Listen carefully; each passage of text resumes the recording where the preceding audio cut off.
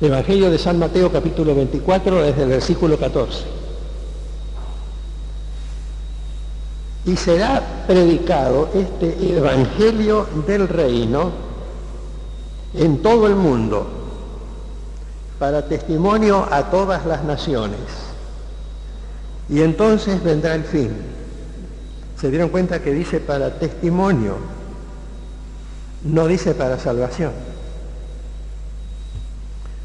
Porque este detalle conviene tenerlo en cuenta por lo que vamos a ver enseguida. Bueno, leemos de nuevo. Será predicado este Evangelio del Reino en todo el mundo para testimonio a todas las naciones y entonces vendrá el fin. Ya vamos a seguir leyendo, pero ¿por qué no buscan en Apocalipsis ahora, el capítulo 14, los versículos 6 y 7? Dejen marcado Mateo 24 porque vamos a seguir leyendo, simplemente para explicar qué es esto del Evangelio predicado a todas las naciones, antes del fin. Vi volar por el medio del cielo a otro ángel que tenía el Evangelio eterno para predicarlo a los moradores de la tierra, a toda nación, tribu, lengua y pueblo, diciendo a gran voz: temed a Dios y dadle gloria, porque la hora de su juicio ha llegado, y adorad a aquel que hizo el cielo y la tierra, el mar y las fuentes de las aguas. Observen que este mensaje es de un ángel que vuela por el cielo. No es de la iglesia, porque la iglesia ya fue arrebatada. No es de un predicador humano, es de un ángel. Es un evangelio quiere decir buena noticia, pero en este caso la buena noticia no es la de la salvación, es la hora del juicio ha llegado. Es la hora de adorar a aquel que hizo el cielo, la tierra, el mar y las fuentes de las aguas. Es el momento exacto previo al fin de esta dispensación. Entonces, después vamos a explicarlo mejor, también lo vamos a ver en la escuela dominical. Entonces, otra vez el versículo 14 de Mateo 24. Será predicado este Evangelio del Reino en todo el mundo. Ya vemos que no tiene nada que ver con la obra misionera. Esto es después. La obra misionera es ahora. Entre tanto se dice hoy. Será predicado este Evangelio del Reino en todo el mundo para testimonio a todas las naciones y entonces vendrá el fin. Por tanto, cuando veáis en el lugar santo la abominación desoladora de que habló el profeta Daniel habló de la abominación en el templo de Dios, en el lugar santo que va a estar después del arrebatamiento de la iglesia en Jerusalén. El que lee entienda, y de decir aquí, tengan en cuenta que este es un discurso de Jesús, es Jesús mismo. Y Mateo, simplemente entre paréntesis, dice que lea entienda, porque Jesús sabía que los que le oían entendían. Conviene que uno se familiarice con el libro de Daniel, que es lo que tratamos de hacer en nuestra iglesia. Entonces los que estén en Judea huyan a los montes. El que esté en la azotea no descienda para tomar algo de su casa, y el que esté en el campo no vuelva atrás para tomar su capa, mas hay de las que están encintas y de las que críen en aquellos días. Orad pues que vuestra huida no sea en invierno ni en día de reposo. ¿Por qué dice esto? Porque se refiere al pueblo judío. Para el pueblo judío va a estar todavía el día de reposo entonces, porque ya no va a estar la iglesia. Porque habrá entonces gran tribulación, cual no la ha habido desde el principio del mundo hasta ahora, ni la habrá. Y si aquellos días no fueren acortados, nadie sería salvo, mas por causa de los escogidos de Israel, porque la iglesia ya fue arrebatada, aquellos días serán acortados. Entonces, si alguno os dijere, mirad, aquí está el Cristo, o mirad, allí está, no lo creáis, porque se levantarán falsos cristos y falsos profetas. Esto va a ocurrir en todas las épocas, porque también lo dice el versículo 11. Muchos falsos profetas se levantarán y engañarán a muchos, y por haberse multiplicado la maldad, el amor de muchos se enfriará, dice antes, versículos 11 y 12. Pero ahora, volviendo a insistir en el tema de la tribulación y lo mismo de antes de la tribulación, se levantarán falsos cristos y falsos profetas y harán grandes señales y prodigios, de tal manera que engañarán, si fuere posible, aún a los escogidos, a los de Israel de entonces. Si fuera para hoy, también pueden engañarnos a nosotros, ¿eh? Ya os lo he dicho antes. Así que si os dijeren, mirad, está en el desierto, no salgáis.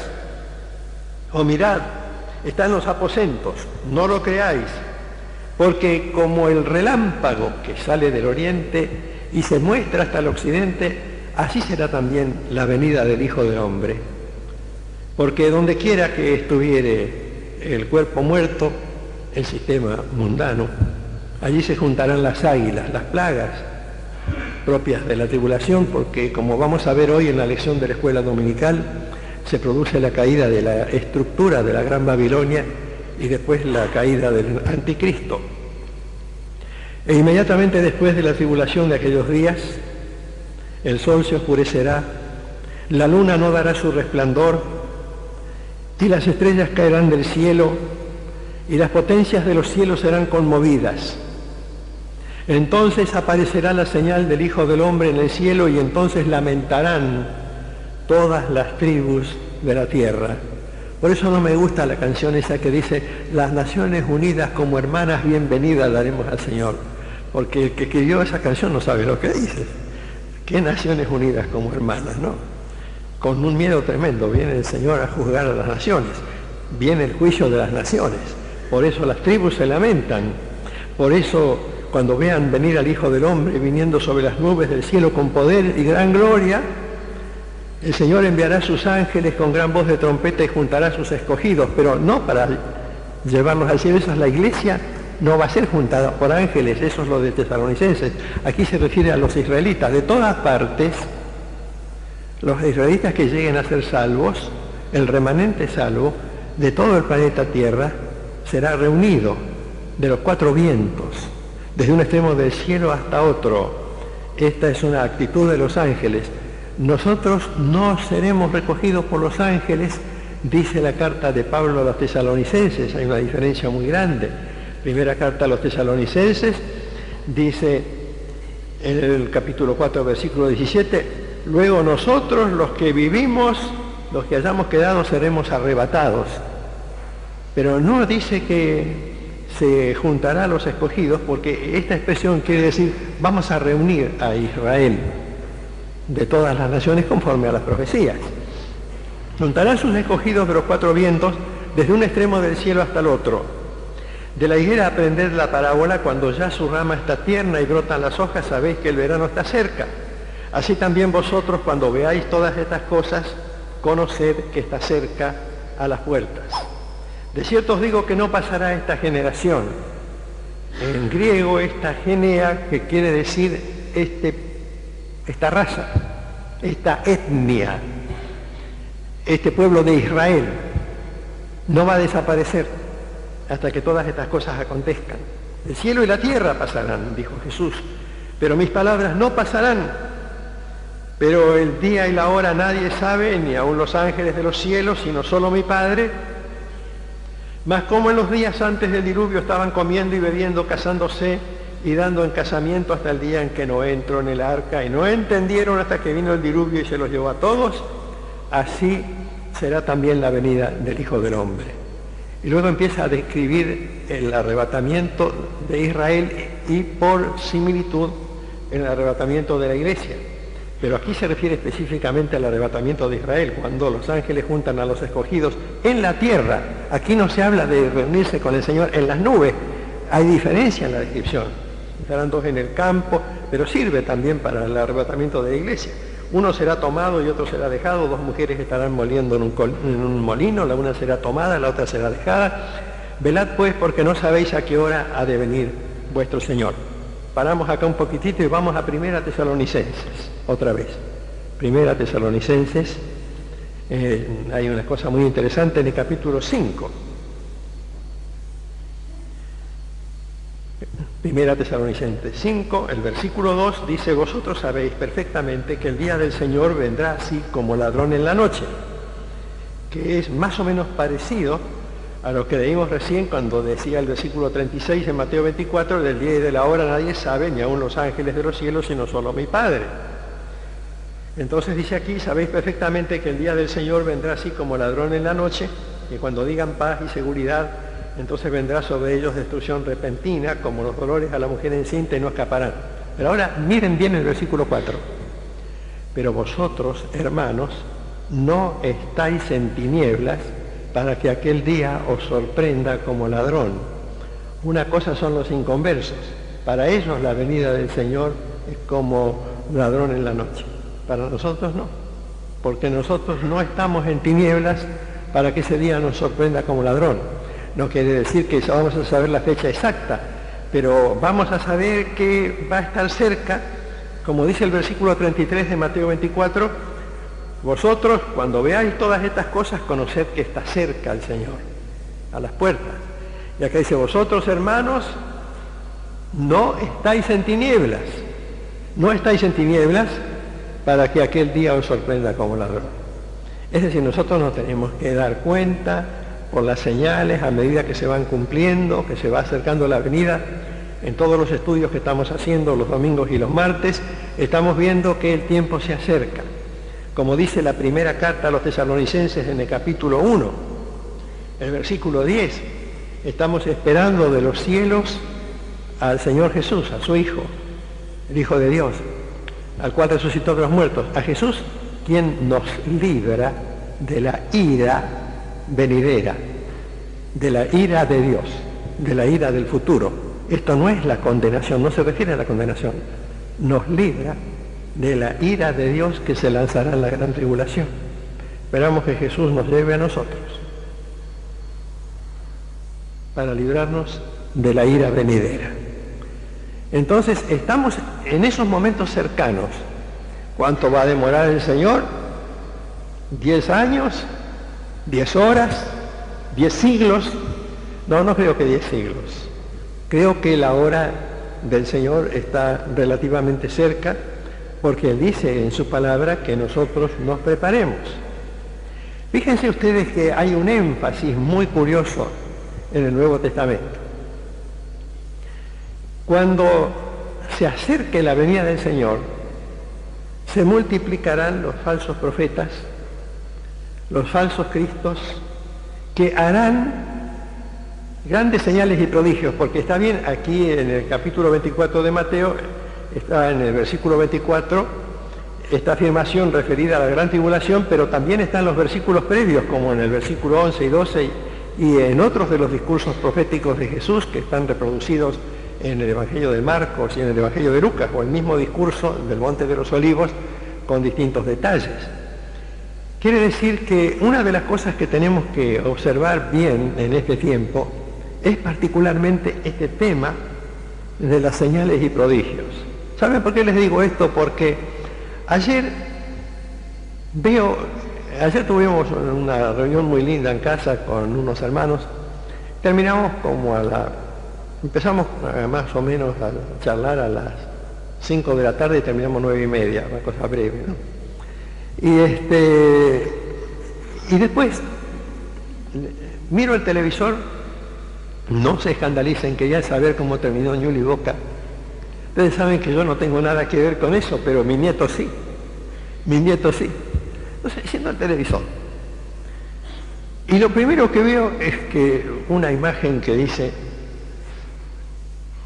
una tremenda foto de Rodrigo, un póster de Rodrigo, es el cantante, llora con lágrimas de sangre.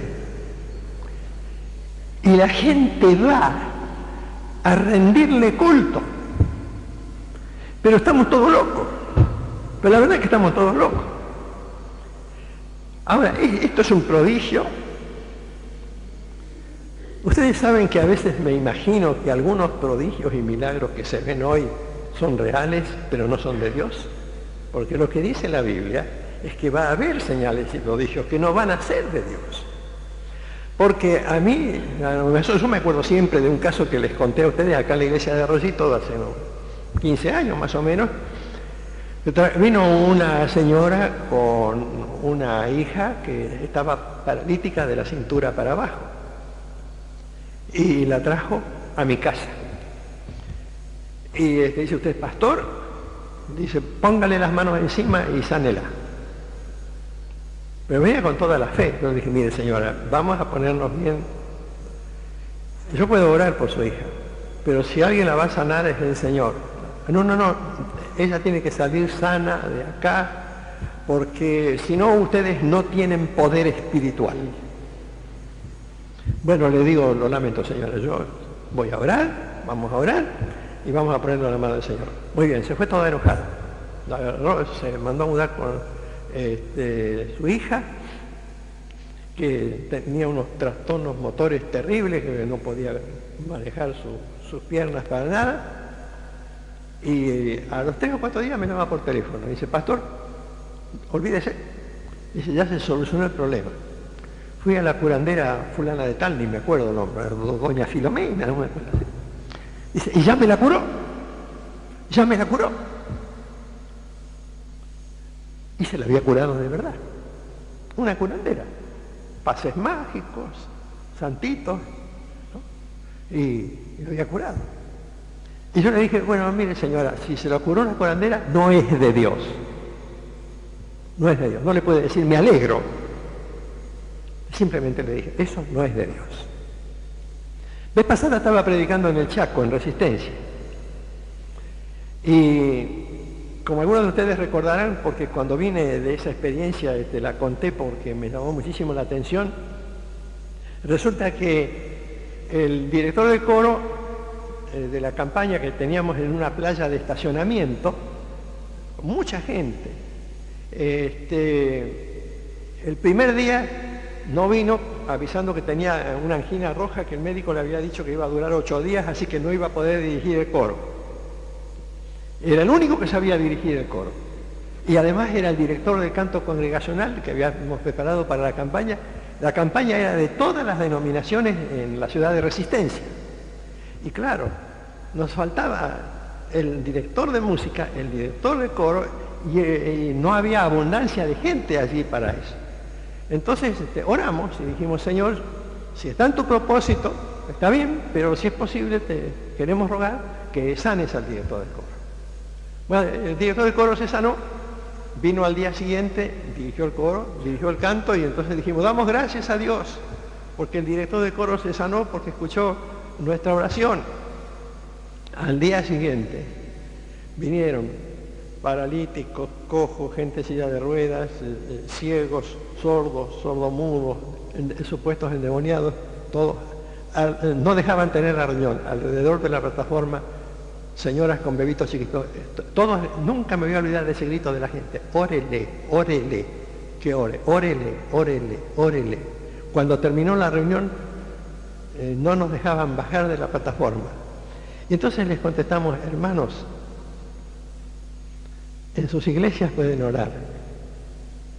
Aquí estamos predicando el Evangelio. Milagros hace cualquiera. La Escuela Científica Basilio hace milagros todos los días, los espiritistas.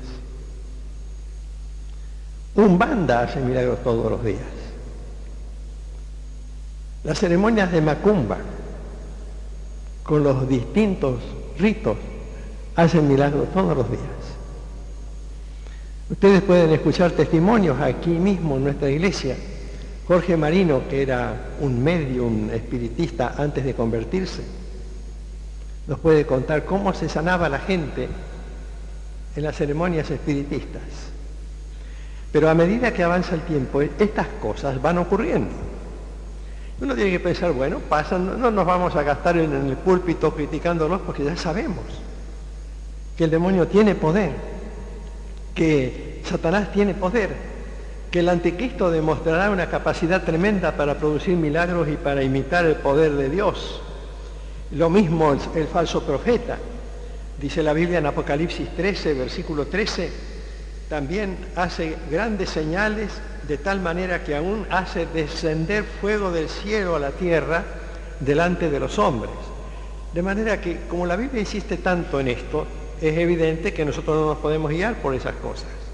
Nos tenemos que guiar por las personas que aceptan a Cristo realmente, perdurablemente, que van a conservar esa nueva vida por el resto de sus días y que van a dejar que Cristo de verdad reine en sus corazones, porque van a llevar en sí la naturaleza de Cristo, aunque a veces estén enfermos.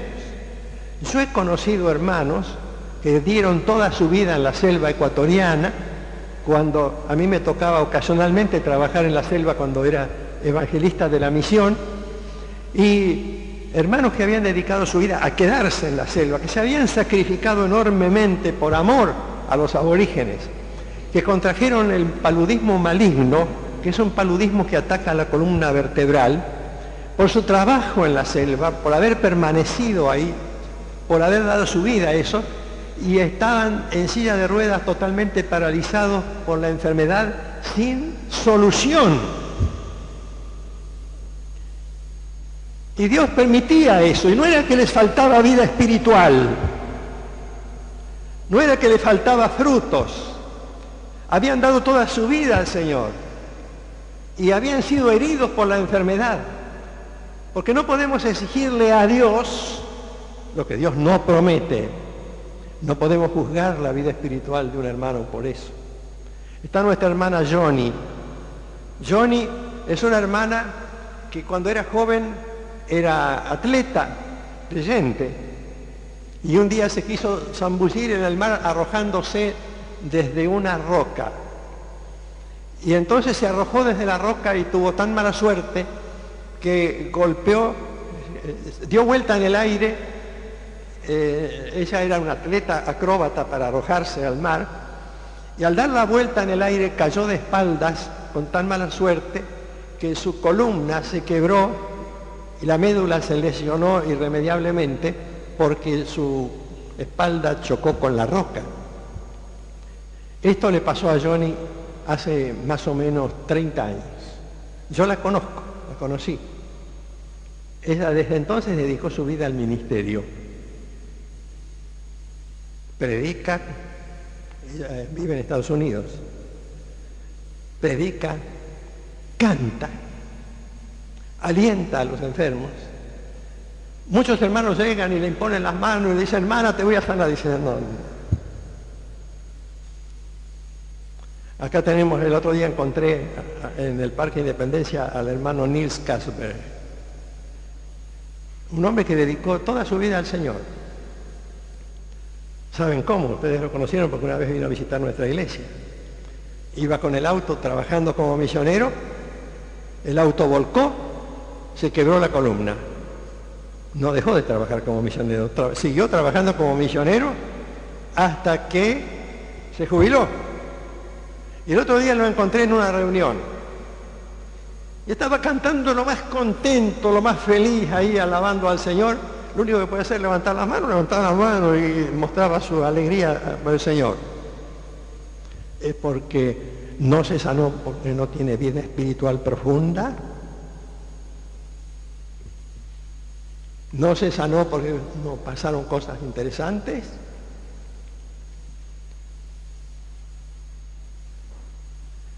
Saben, hermanos, que en esta época hay que tener cuidado.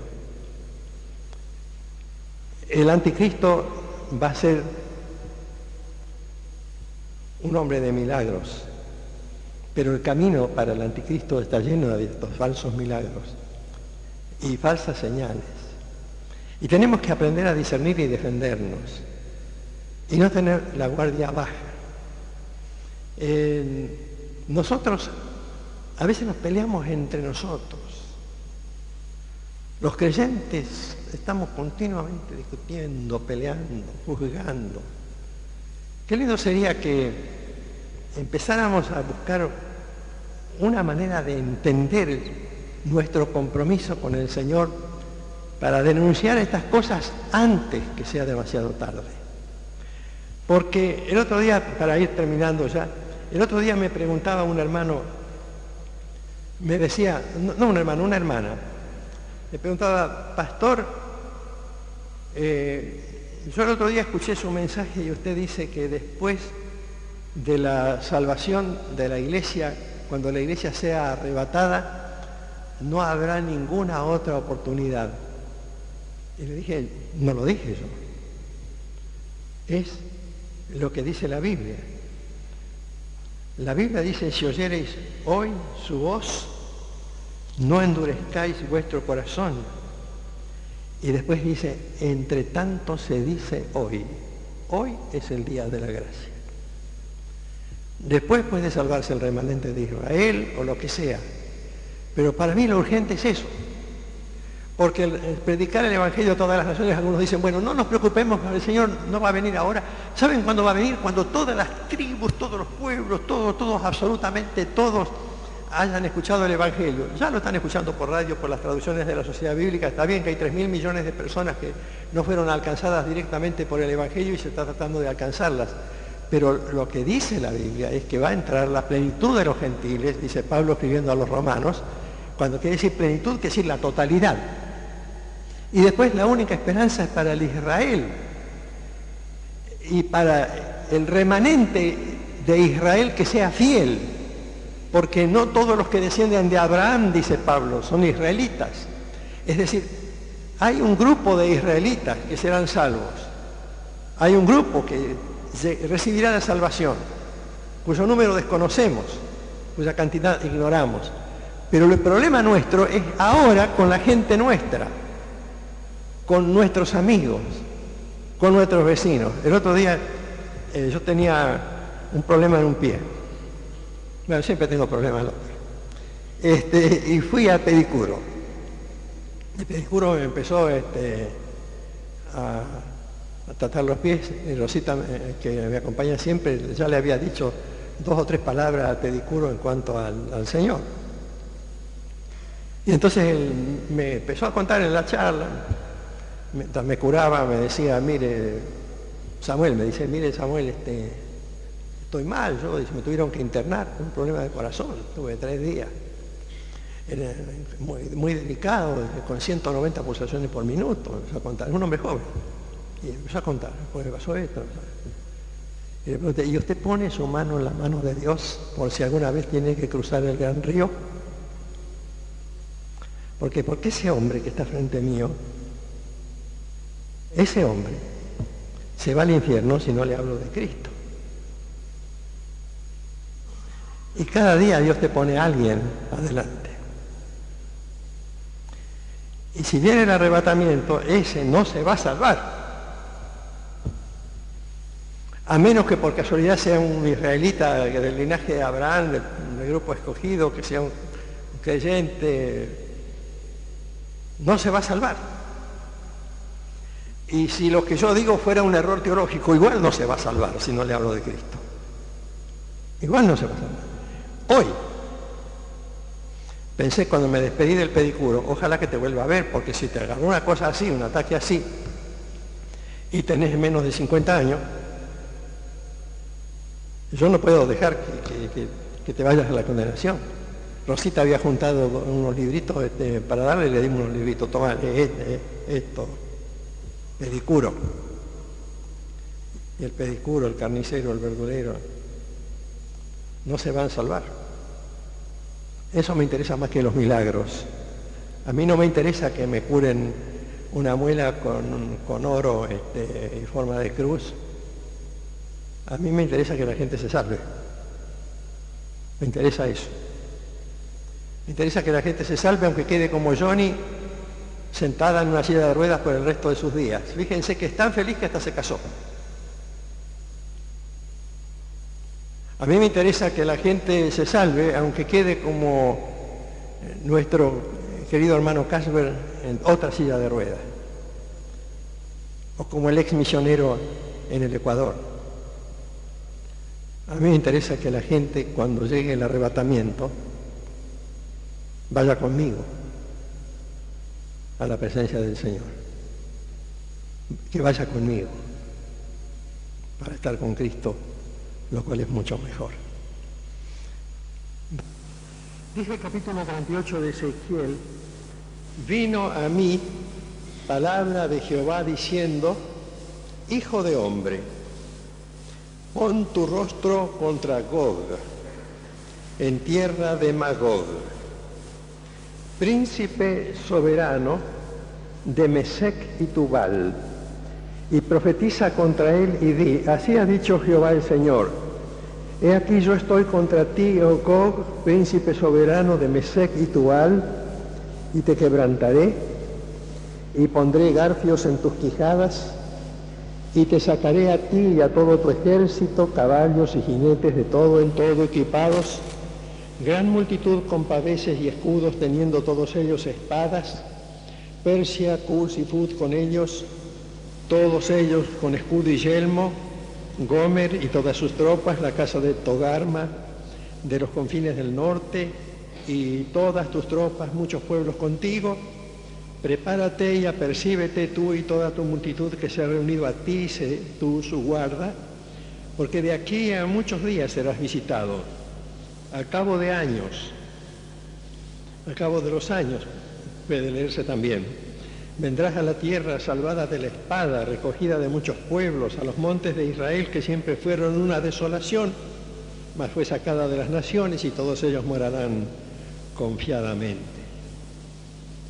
Después dice el versículo 14, para no estar leyendo todo el pasaje, que es muy interesante, dice el versículo 14 en adelante: por tanto profetiza, hijo de hombre, y di a Gog, así ha dicho Jehová el Señor, en aquel tiempo, cuando mi pueblo Israel habite con seguridad, no lo sabrás tú, vendrás de tu lugar, de las regiones del norte, tú y muchos pueblos contigo, todos ellos a caballo, gran multitud y poderoso ejército, y subirás contra mi pueblo Israel como nublado para cubrir la tierra. Será al cabo de los días, y te traeré sobre mi tierra, para que las naciones me conozcan cuando sea santificado en ti, oh Gog, delante de sus ojos. Así ha dicho Jehová el Señor: ¿no eres tú aquel de quien hablé yo en tiempos pasados con mis siervos los profetas de Israel, los cuales profetizaron en aquellos tiempos que yo te había de traer sobre ellos? En aquel tiempo, cuando venga Gog contra la tierra de Israel, dijo Jehová el Señor, subirá mi ira y mi enojo, etc. Primero vamos a localizar este ejército. Gog y Magog son nombres que no describen con exactitud el lugar geográfico. Los otros nombres sí. Mesec era una tribu. Pero cualquier enciclopedia buena, por ejemplo, la enciclopedia Wycliffe o la enciclopedia católica Herder, o las otras enciclopedias bíblicas que andan por ahí, por ejemplo, la de InterVarsity Fellowship, dicen esto: Mesec fue una tribu semita que apareció un poquito cerca del Mar Negro y fue subiendo, es decir, se fue extendiendo en dos direcciones, un poquitito hacia las costas del Mar Negro y un poquitito hacia arriba. Su principal jefe, dice la Enciclopedia Bíblica Española, editada por los hermanos Vila en España, se llamaba Muscu. Entonces él indica allí todos los detalles, la enciclopedia indica. Si a alguno de ustedes le interesa, yo después se los fotocopio o le saco una copia con la computadora. Muscu. Los de Mesec eran los mesquevos y fundaron la ciudad de Moscú, que primero no fue una ciudad, fue una colonia. Entonces, príncipe soberano de Mesec es príncipe soberano de los mesquevos.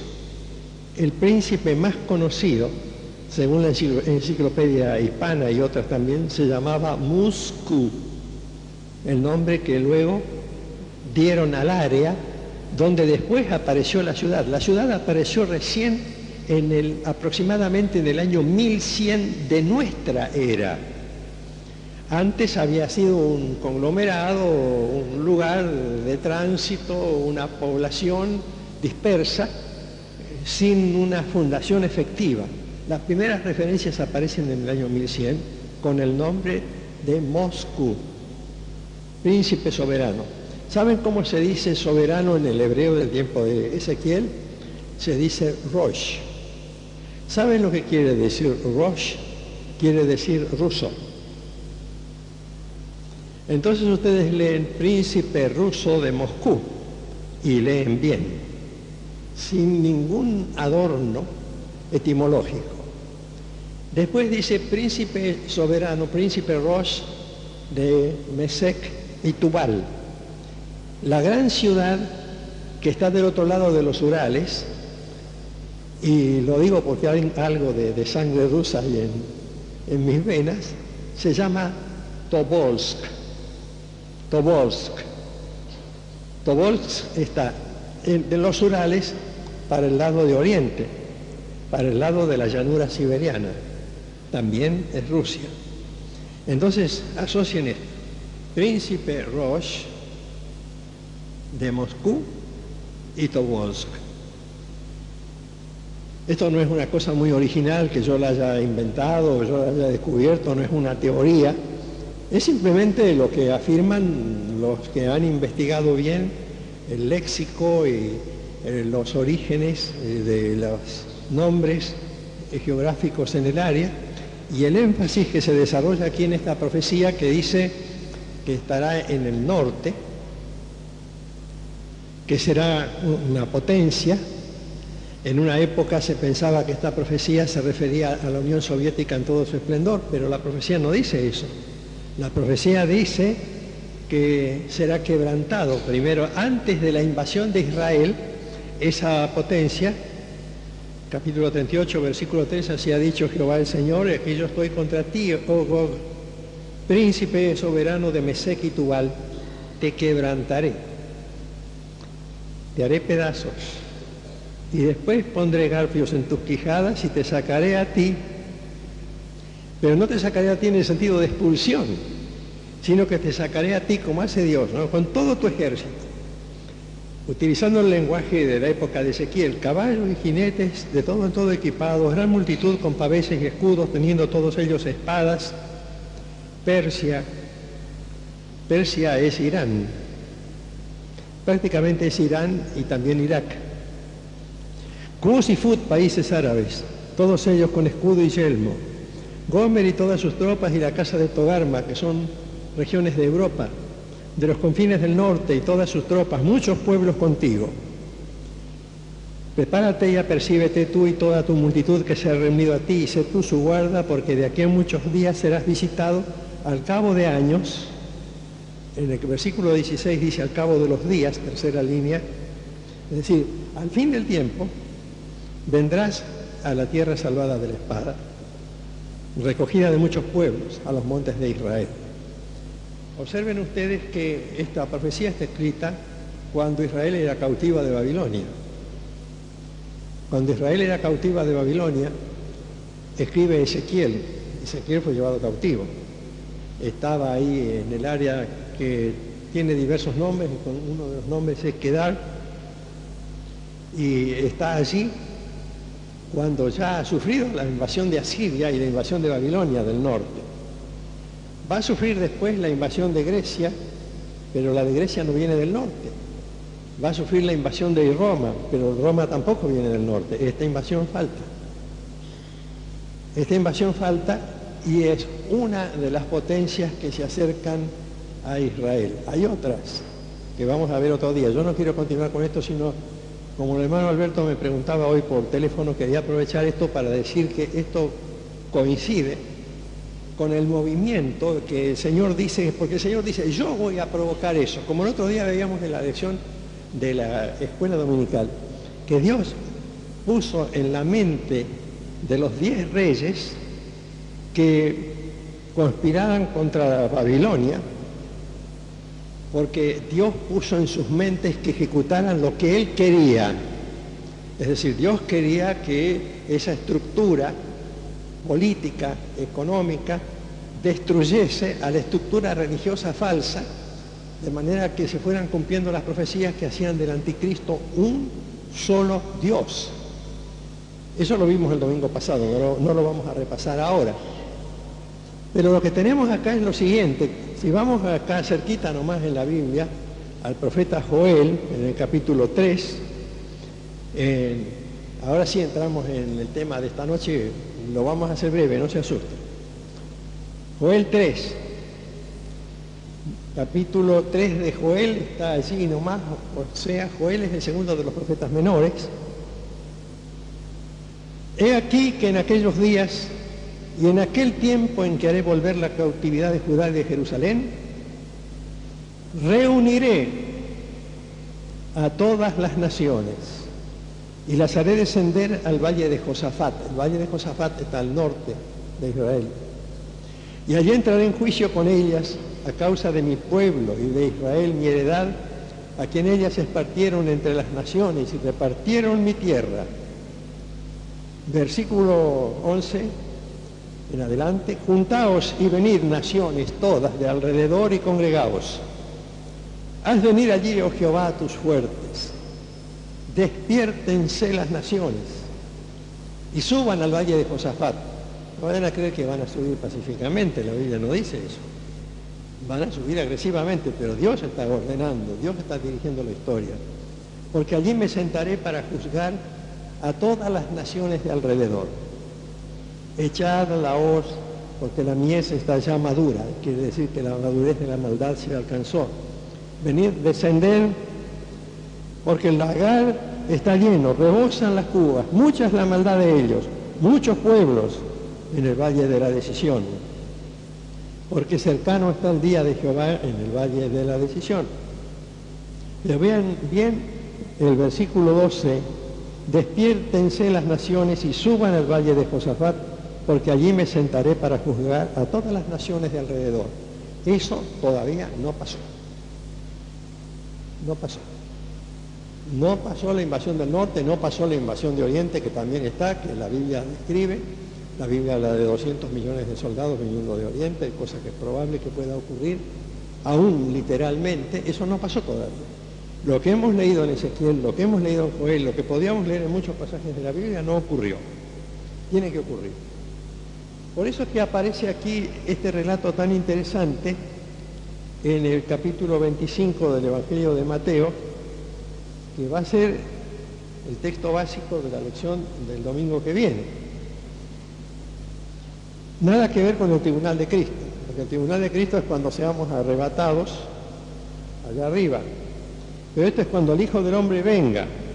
Mateo 25, desde el versículo 31.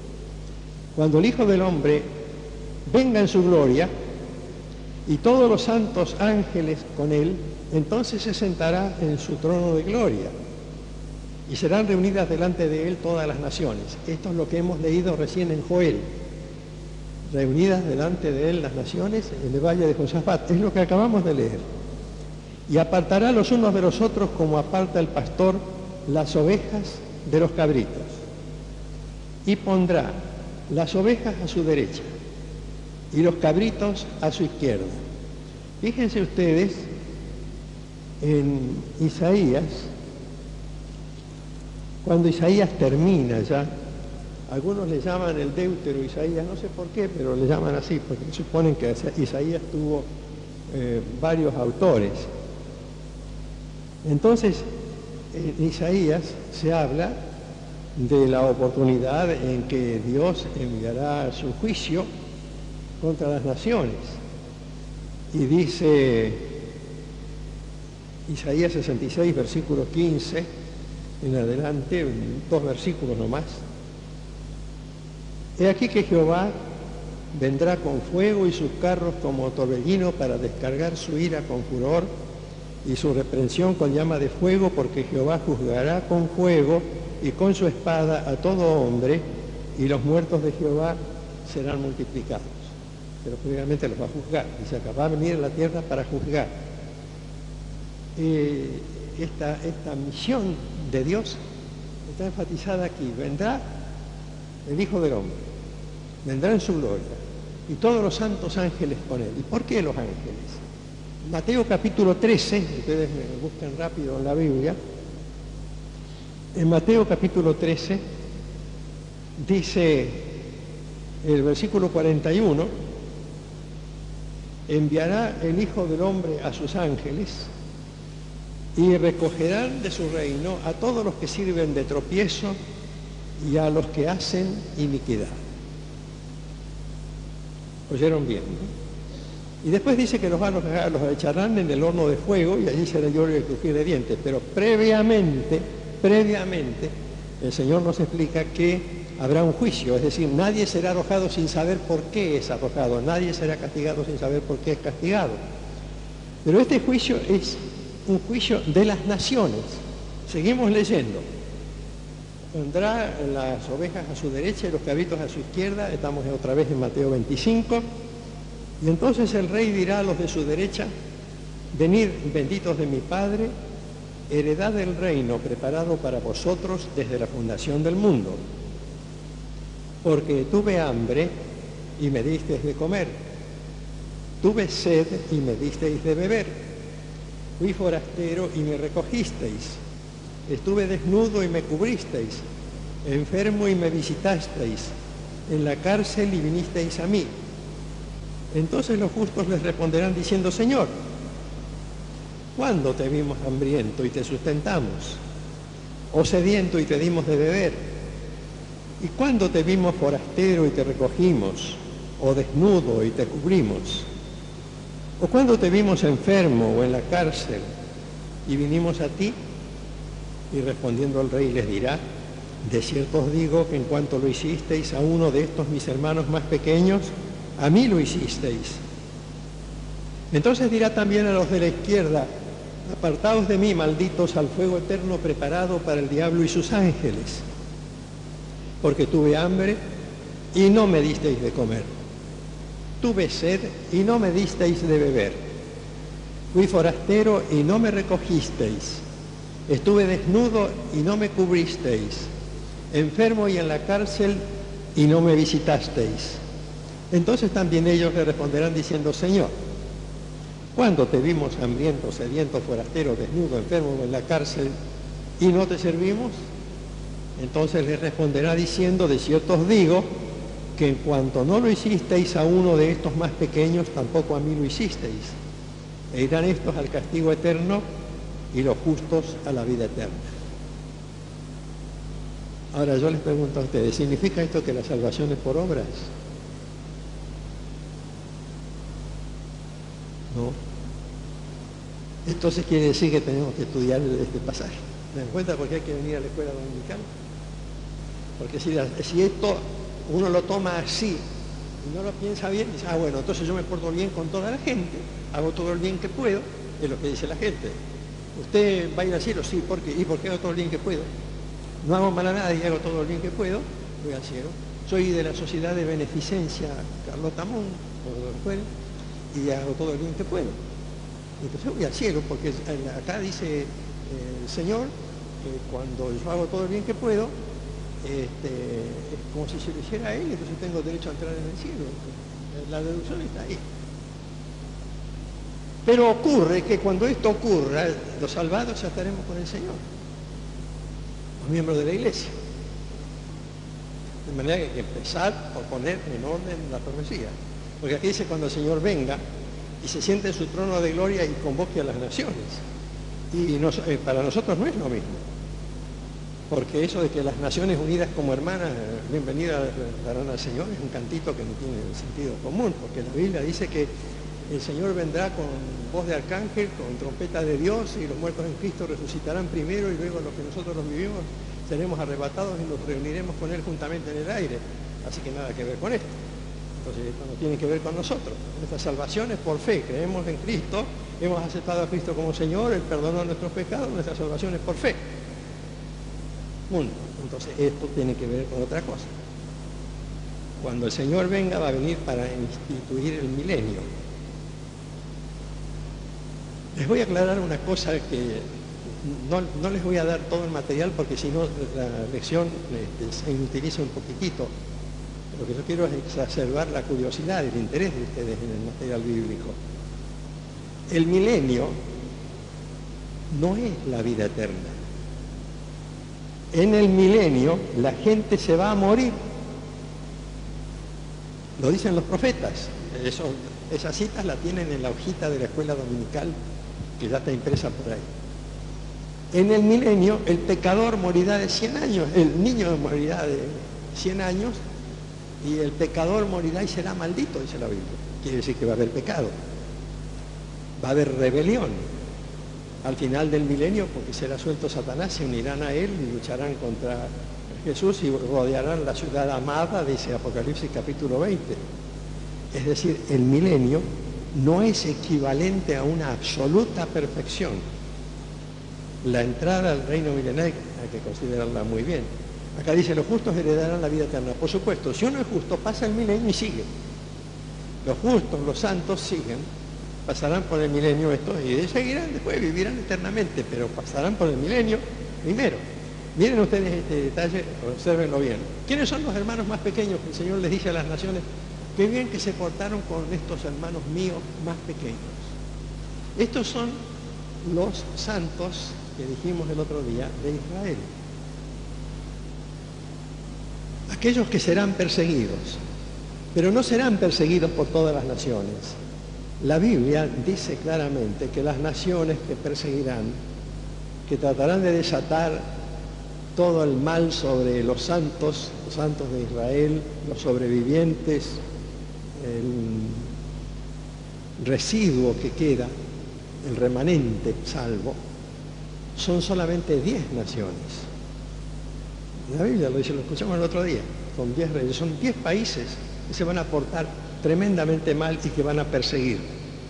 Otras naciones serán naciones de refugio. Hay profecías que enseñan que habrá lugares de refugio para el pueblo de Israel. Eso ya se enseña desde el capítulo 12 de Apocalipsis, donde dice que sí, que la simiente de la mujer encontrará refugio, que la mujer encontrará refugio, y la mujer representa a Israel. Es decir que durante el milenio habrá quienes ofrecerán refugio. Y yo recuerdo cuando una vez, o 2 veces estuve en Holanda y fui a ver la casa de Ana Frank. Ana Frank fue una chica que fue perseguida por el nazismo, escribió un hermoso libro que se llamó El diario de Ana Frank. Murió esta chica durante la época nazi. Allí también sufrió la tortura la hermana de Corrie ten Boom, y la propia Corrie ten Boom estuvo en campos de concentración. Y los hermanos allí cuentan, y también las inscripciones que hay, aunque yo no entré nunca en la casa de Ana Frank, porque cada vez que fui era fuera del horario, porque tenía que estar en las reuniones, vi las leyendas que decían, hubo lugares que fueron de refugio para los perseguidos por los nazis. Hubo partes donde los judíos fueron refugiados y los creyentes también tuvieron refugio. Bueno, esto va a ocurrir otra vez. Otra vez. Vendrá como la persecución que vino en la época del nazismo y va a ocurrir otra vez. Entonces el Señor dirá, cuidado que va a otra interpretación enseguida, pero dirá entonces, ustedes me cuidaron. Es decir, ustedes cuidaron a mis hermanos más pequeños, me cuidaron a mí. Entonces tienen derecho a entrar en el milenio. Los justos que entren en el milenio tendrán vida eterna, pero en el milenio entrarán también injustos. Acuérdense, pero injustos que fueron simpáticos con el pueblo de Israel. Eso está explicado específicamente en las profecías. Porque a veces uno confunde el milenio con el cielo. En el milenio Satanás va a estar atado.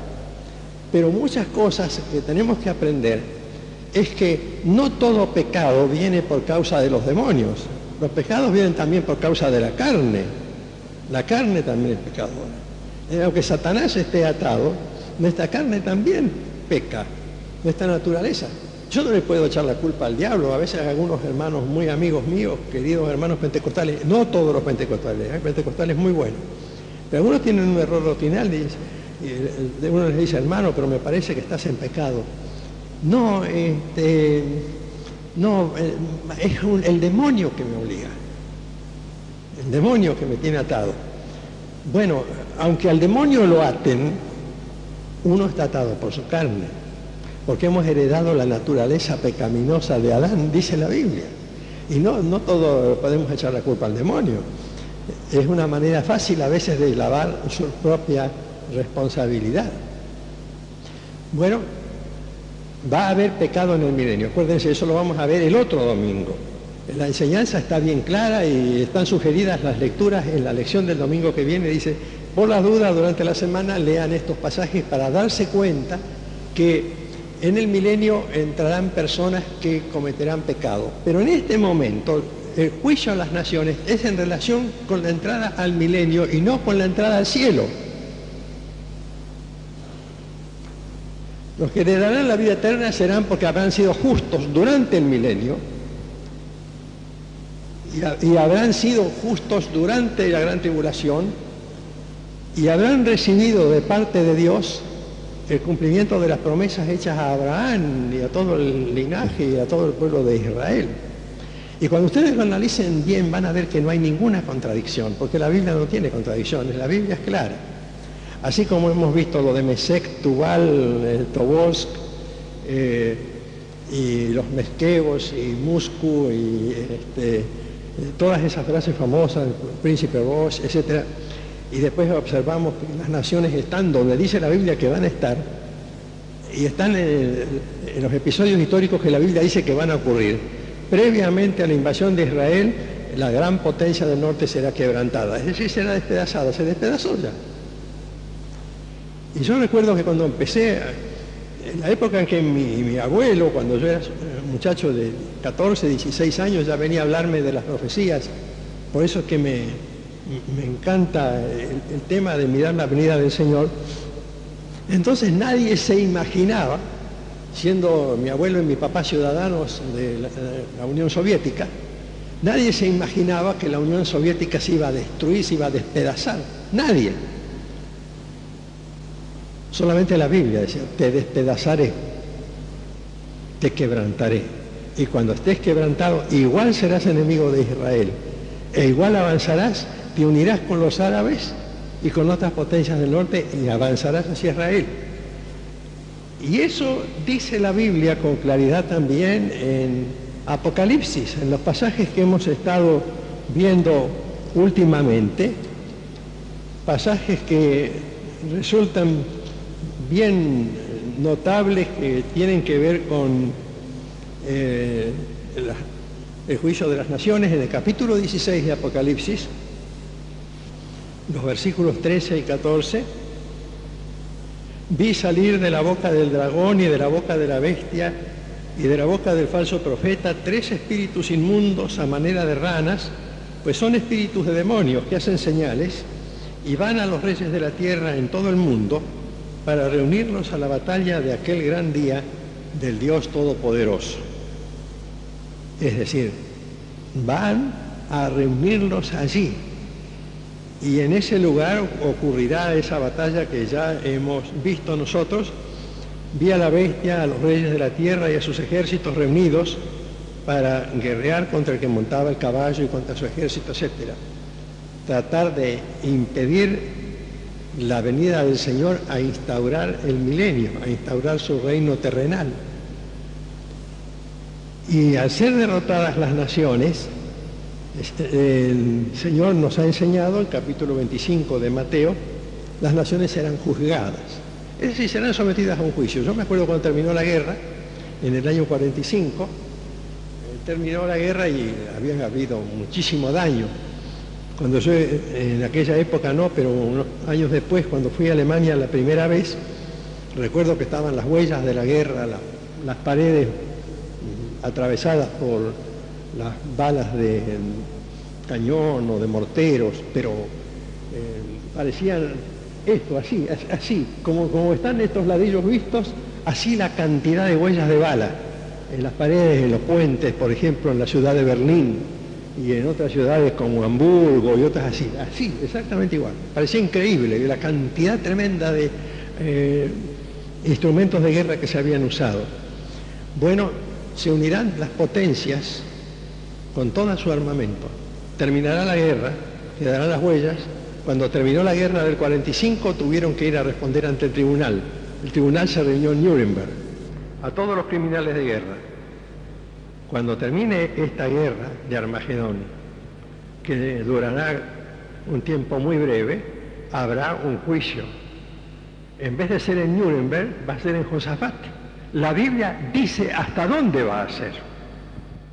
Y saldrá a engañar a las naciones en el milenio, que están en los cuatro ángulos de la tierra, Gog y Magog, que surgen siempre como espectros, de los cuales es como la arena del mar, la cantidad de pecadores que salen del milenio, como la arena del mar, y subieron sobre la anchura de la tierra millares y millares de pecadores, y rodearon el campamento de los santos, el lugar de la residencia de los justos, y la ciudad amada, Jerusalén.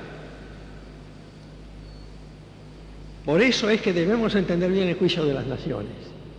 El juicio de las naciones no es para salvación, pero por supuesto los que Dios reconozca como justos allá, si alguno de nosotros está allá porque es judío, es de Israel y recibe la promesa, bueno, va a ser arrebatado, ¿no? Pero suponiendo que se convirtiera, lo que va a pasar va a haber esto, que es realmente maravilloso contemplarlo a la luz de la palabra de Dios.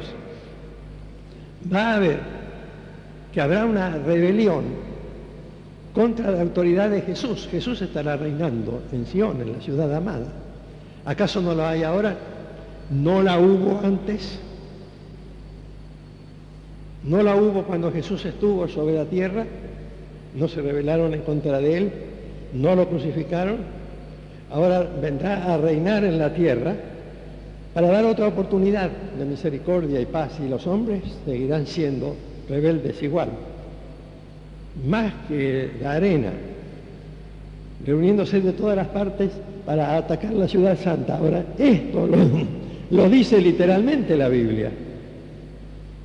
Yo recuerdo algunos de los que me enseñaron a mí estas cosas en algunos cursos y estudios cuando era mucho más joven. Había algunos hermanos que decían, eso lo conté una vez aquí en Arroyito, tomen una tijera y corten de la Biblia todo lo que no creen o lo que no les gusta respecto a las profecías.